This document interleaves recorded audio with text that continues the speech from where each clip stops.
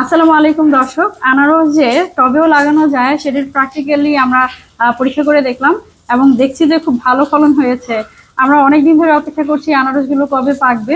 আমরা মূলত বিলাতি আনারস খাওয়ার পরে তার যে ক্রাউনটা আছে সেই ক্রাউনটা এই আমাদের হাতের কাছে যে টব আছে সেই টবে লাগিয়েছিলাম এবং সেখান থেকে প্রত্যেকটা গাছ থেকে আনারস হয়েছে, যেটি আমাদের খুবই আকর্ষণীয় মনে হচ্ছে। এবং এই যে ফলটি দেখতে পাচ্ছেন এটি কিন্তু পেকে একেবারে হলুদ কমলা হয়ে গেছে, যেটি আমাদেরকে খুবই আকৃষ্ট করছে। আমি অনেকদিন ধরেই অপেক্ষা করছিলাম যে আনারসটা কবে কাটবো এবং অপেক্ষা করছিলাম এর যে চূড়ান্ত পর্বে, অর্থাৎ আনারস গাছে থেকে একেবারে গাছ পাকা আনারস খাবো বলে আমি অনেকদিন ধরে রেখে দিয়েছি।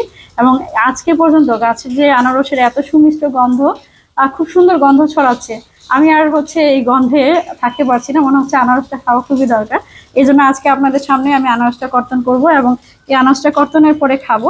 তো দর্শকের অবগতির জন্য বলে দিচ্ছি যে আনারস খাওয়ার পরে ক্রাউনটা যদি সুন্দরভাবে জৈব সার দিয়ে এবং জৈব সারের সাথে মাটি মিশ্রিত করে আমরা রোপণ করতে পারি, তাহলে অবশ্যই সেই টব থেকে আপনি ফলন পেতে পারেন। ধন্যবাদ।